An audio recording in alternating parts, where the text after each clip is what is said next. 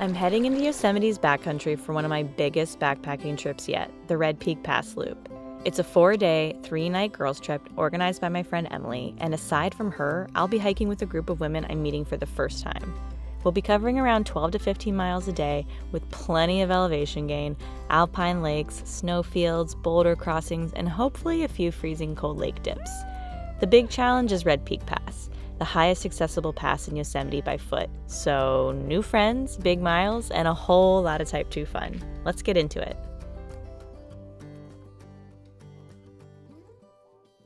All right, I am back in the car again on my way up to the Sierra Nevada, more specifically on my way to Yosemite National Park. I am headed up there to meet a group of other women, some of whom I know, some are new people to me, but we are heading out on a 4-day, 3-night backpacking trip into the Yosemite backcountry. This hike is going to be pretty intense. I think it's about 50 miles total, so 50 miles over 4 days means we have a lot to cover, and we'll probably be doing 10 to 15 mile days every day. We have a couple different itinerary options on the table, and we're just going to kind of play it by ear and see how we feel as we get out there. I'm excited to be back, and I'm looking forward to meeting some new people and hiking with some new backpacking friends and just getting out into nature for a nice prolonged period of time off the grid and away from the city. It is 4th of July weekend coming up, so it is a holiday weekend heading into Yosemite, which is a bit scary. It was hard, leaving Shadow and Mark behind over the holiday weekend, but I just figured you gotta say yes to the girls trip. So I'm gonna be meeting up with everyone in the valley. We're gonna stay the night in backpackers camp and then shuttle ourselves up to Glacier Point, which is the start of our trail. We are hiking the Red Peak Pass Loop, but it is, like I said, 50 miles, and if you've ever been to Yosemite, you know that climbing and hiking in Yosemite is no easy feat. So it's definitely going to be a lot of elevation gain in those first couple of days, and we'll see how we do. I'm definitely, a slow hiker, and that's the one thing that's given me a little bit of anxiety. It's just hiking with some people that I don't know that well, and honestly, thinking about, am I going to be the slowest one? Am I going to hold us back? But it sounds like we're all kind of in a similar boat, and I think this group of gals is pretty cool. So I'm about 2 hours out. Hopefully the entrance to Yosemite won't be too crazy or too long of a wait. It's July 1st, so we're a few days out from the 4th of July officially, and a few days out from the weekend, but you never know. It's summer, so there could be a lot of people heading into the park, and if traffic is telling me anything here in Madera County, it does seem like a lot of people are headed up that way. So fingers crossed for me that I get into the park unscathed, I find parking, and I get to backpackers camp in one piece.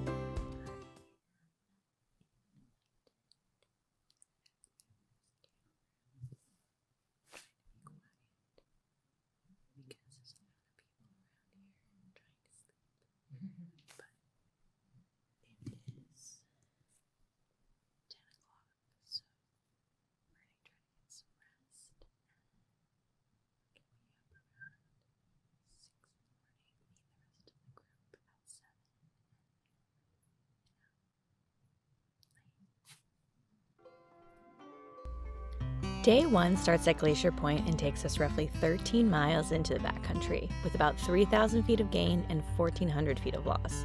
Today is all about leaving the crowds behind and making our way toward Upper Merced Pass Lake.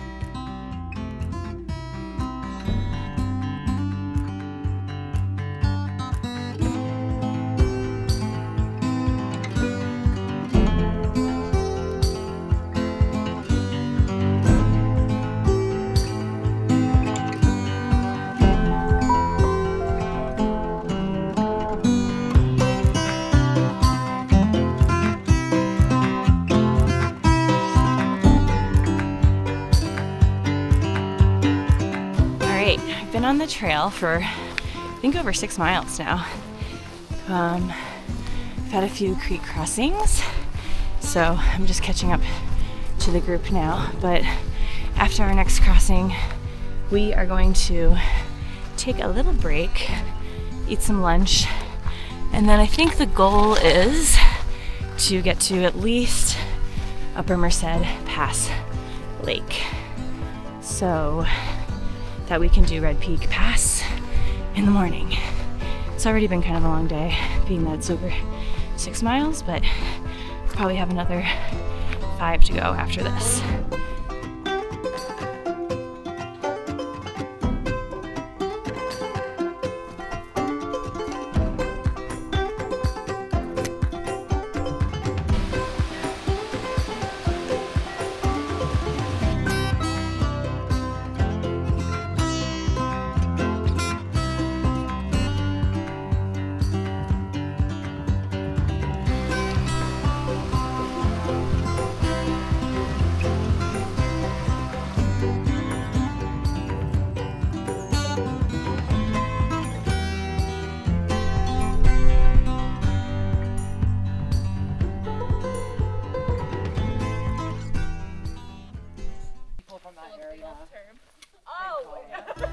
Day 2 is the big one, roughly 12 miles with around 3,000 feet of gain and over 3,000 feet of descent as well.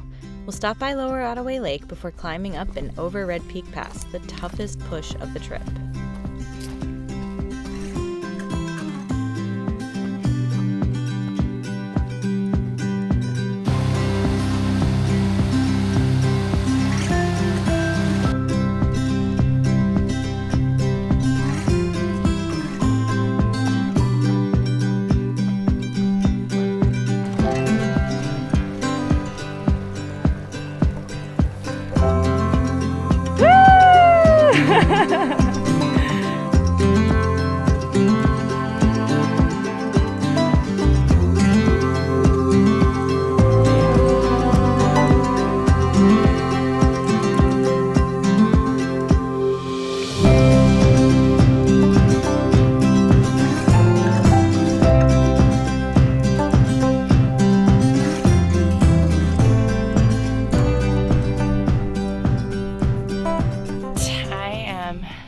Somewhere in the middle of Red Peak Pass right now.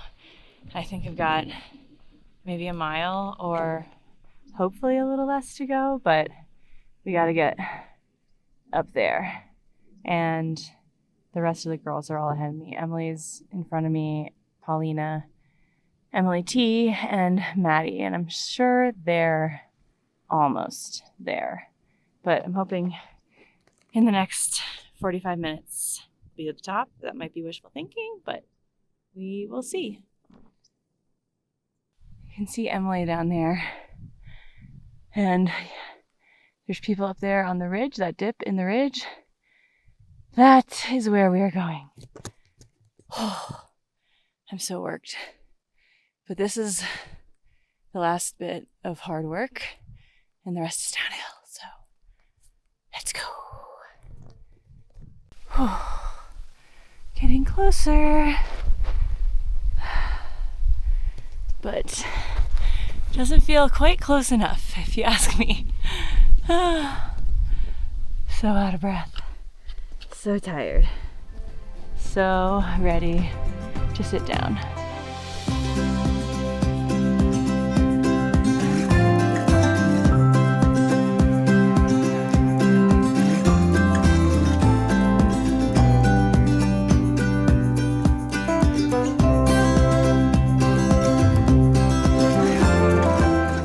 now have this fun boulder field that we're trying to avoid because of all the snow. We just came down from up there. That's the pass. We're trying to get lower because there's some clouds rolling in.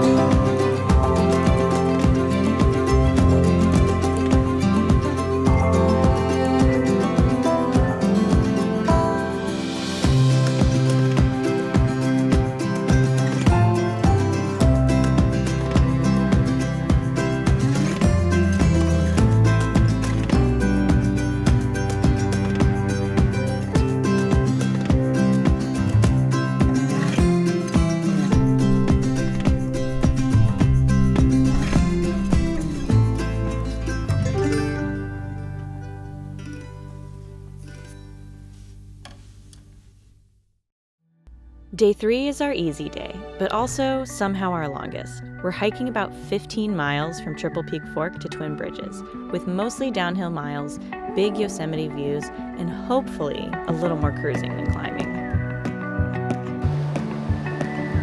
That was so funny the way he went in.